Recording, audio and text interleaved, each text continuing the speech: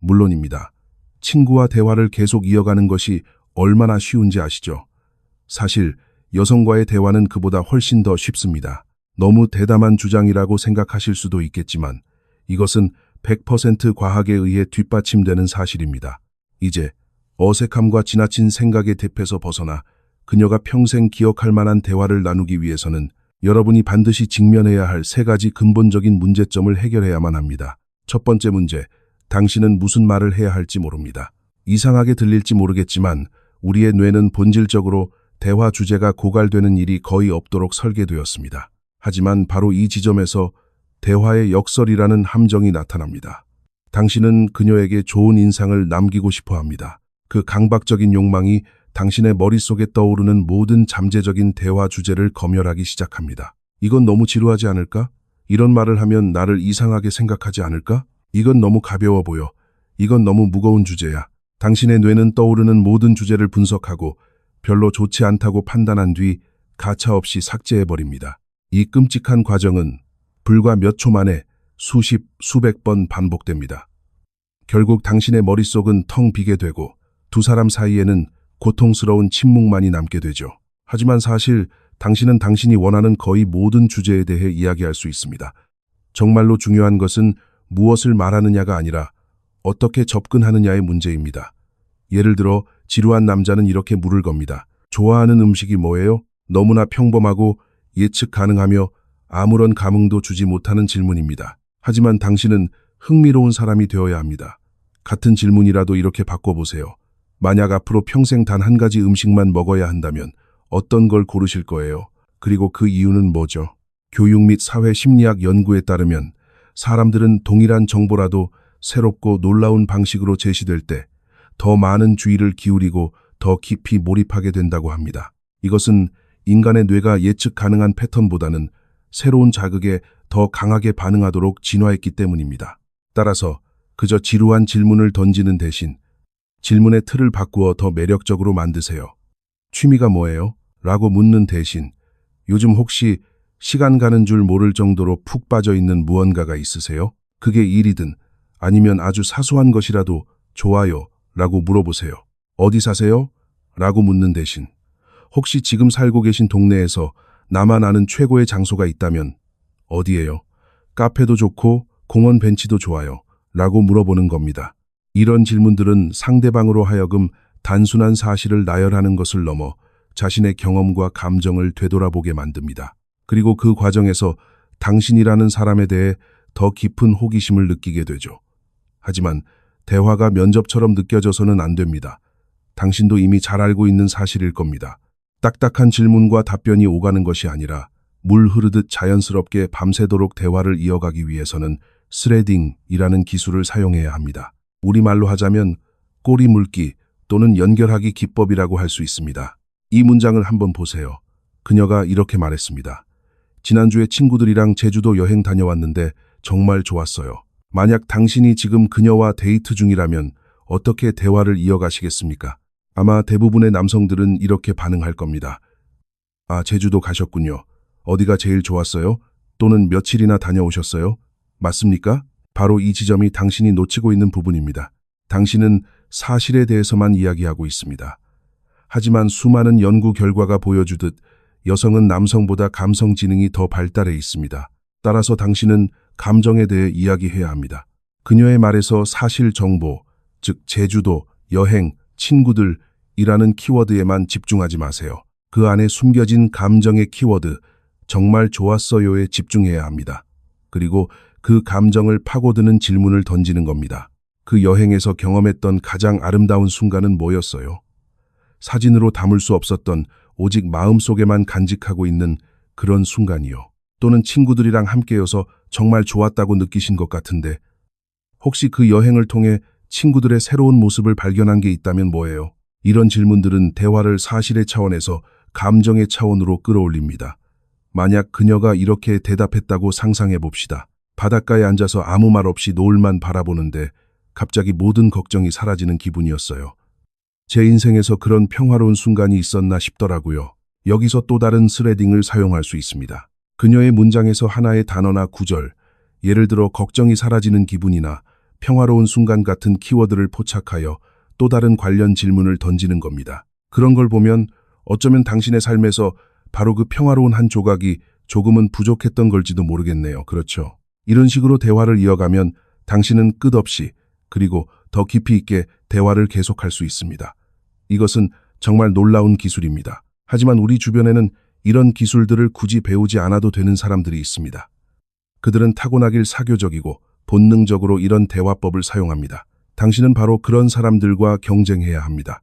그렇기 때문에 당신은 단지 좋은 대화에 만족해서는 안 됩니다. 당신에게는 정말로 흥미로운 대화, 그녀의 뇌리에 깊이 박힐 만한 대화가 필요합니다. 두 번째 문제, 당신은 대화를 흥미롭게 만드는 방법을 모릅니다. 대부분의 경우 우리는 가장 쉽게 머릿속에 떠오르는 정보에 의존하여 대화를 이어가려는 경향이 있습니다. 심리학에서는 이것을 가용성 휴리스틱이라고 부릅니다. 이것이 흥미로운 대화와 무슨 상관이 있을까요?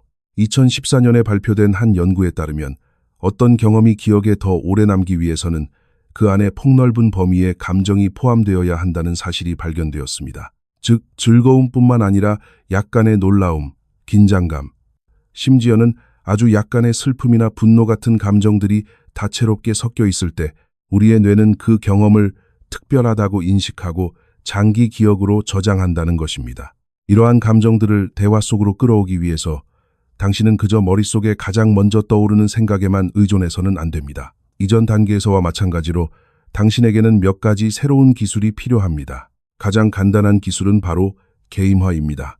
그녀가 당신에게 나이가 어떻게 되세요? 또는 어디서 오셨어요? 와 같은 일상적인 질문을 던질 때 곧바로 정답을 말해주지 마세요. 대신 장난스럽게 미소를 지으며 네, 라고만 대답해 보세요. 혹은 제가 그걸 왜 알려드려야 하죠? 라고 하게 되물어 볼 수도 있습니다. 물론 무례하게 들리지 않도록 부드러운 말투와 표정을 유지하는 것이 중요합니다. 감정의 수레바퀴 이론에 따르면 이런 유형의 대답은 기쁨, 놀라움, 그리고 기대감이라는 감정을 동시에 활성화시킵니다. 그녀는 당신의 진짜 대답을 여전히 궁금해하면서도 당신의 재치와 여유의 즐거움을 느끼게 될 겁니다. 재미있는 사실 하나 알려드릴까요? 기대감은 이성적 끌림을 유발하는 가장 강력한 감정적 동인 중 하나입니다. 이것에 대해서는 영상 뒷부분에서 더 자세히 이야기하겠습니다. 이제 당신의 대화에 더 깊은 감정의 파동을 일으킬 4가지 핵심 감정, 즉 슬픔, 두려움, 신뢰, 분노를 활성화시키기 위해서는 그 뿌리가 1948년으로 거슬러 올라가는 한 가지 심리학적 기술을 사용할 필요가 있습니다. 당시 버트럼 포러라는 심리학자는 자신의 모든 학생들에게 성격 검사를 실시했습니다. 그리고 그는 학생들이 어떻게 답변했는지와는 전혀 상관없이 모든 학생에게 정확히 동일한 성격 프로필 분석 결과를 나누어 주었습니다. 놀랍게도 그는 학생들에게 자신의 성격 분석이 얼마나 정확한지 5점 만점의 점수를 매겨달라고 요청했는데 평균 점수는 무려 4.26이었습니다. 사람들은 자신에게만 특별히 해당되는 것처럼 보이는 일반적인 성격 묘사를 매우 정확하다고 받아들이는 경향이 있습니다. 이것이 바로 당신이 콜드 리딩 기술을 사용해야 하는 이유입니다. 당신은 다음과 같은 대화 템플릿을 사용하여 그녀의 내면에 잠자고 있던 다양한 감정들을 자극할 수 있습니다. 저는 사람을 보면 그 사람이 얼마나 많은 일을 겪어왔는지 조금은 알 것 같아요. 당신을 보고 있으면 겉으로는 강해 보여도 속으로는 혼자 많은 것을 감내해왔을 것 같다는 느낌이 들어요. 이 말은 그녀가 과거에 겪었을지 모를 슬픔이라는 감정을 건드립니다. 당신은 어쩌면 자신의 안전지대 밖으로 나가는 것을 두려워하는 사람처럼 보여요. 실패에 대한 두려움 때문일 수도 있고 혹은 아직 스스로의 잠재력을 완전히 믿지 못하기 때문일 수도 있겠네요. 이것은 그녀가 마음속 깊이 가지고 있을지 모를 두려움이라는 감정을 자극합니다. 어떤 사람들은 당신을 보고 조금은 수줍음이 많거나 내성적이라고 생각할지도 몰라요. 하지만 제 생각에 그건 그 사람들이 아직 당신을 충분히 알지 못해서 그런 것 같아요. 당신은 마음을 연 사람에게는 정말 따뜻하고 깊은 사람이잖아요. 이 말은 그녀에게 신뢰라는 감정을 느끼게 합니다. 당신이 자신을 피상적으로 판단하지 않고 더 깊은 내면을 알아봐 주었다는 느낌을 주기 때문입니다. 제가 들은 바로는 당신은 다른 사람들이 자신을 오해할 때 가장 싫어할 것 같아요. 그렇죠. 자신의 진심이나 의도가 왜곡되는 것을 참지 못하는 정의로운 면이 있어요. 그리고 이것은 분노라는 감정과 연결됩니다. 이제 당신은 대화 속에서 기쁨, 놀라움, 기대감, 슬픔, 두려움, 신뢰, 분노라는 다양한 감정을 모두 불러일으킬 수 있게 되었습니다. 그렇다면 혐오감은 어떨까요? 그 감정은 굳이 건드리지 않고 멀리 떨어져 있는 것이 더 안전할 것 같습니다. 이 시점에서 그녀는 당신을 좋아하고 신뢰하며 존중하게 될 겁니다. 하지만 그녀가 당신에게 낭만적인 감정, 즉 연애 감정을 느끼게 될까요? 그것은 오직 당신의 다음 행동에 달려 있습니다. 세 번째 문제. 당신은 대화를 낭만적으로 만드는 방법을 모릅니다.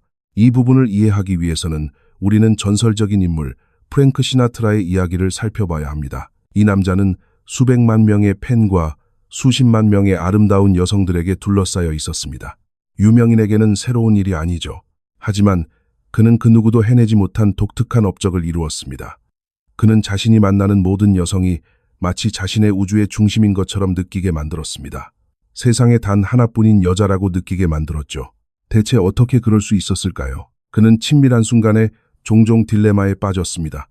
그녀의 아름다움을 칭찬하자니 너무 진부하고 지루했습니다. 반대로 그녀의 외모를 과소평가하자니 그것은 무례한 행동이었습니다.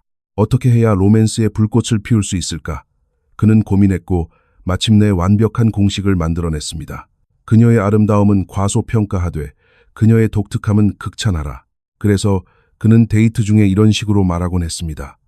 자기, 나는 살면서 정말 많은 아름다운 여자들을 만나봤어. 하지만 당신처럼 매력적인 목소리를 가진 사람은 처음이야.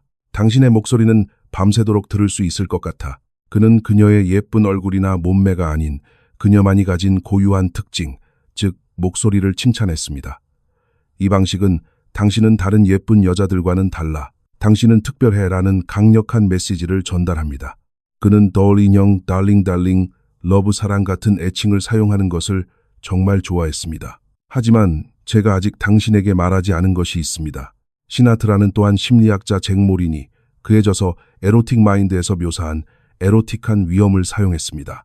이것들은 과도하게 전념하지 않으면서도 미묘하게 관심을 표현하는 작고 모호한 표현들로 상대방의 기대감을 증폭시키는 역할을 합니다.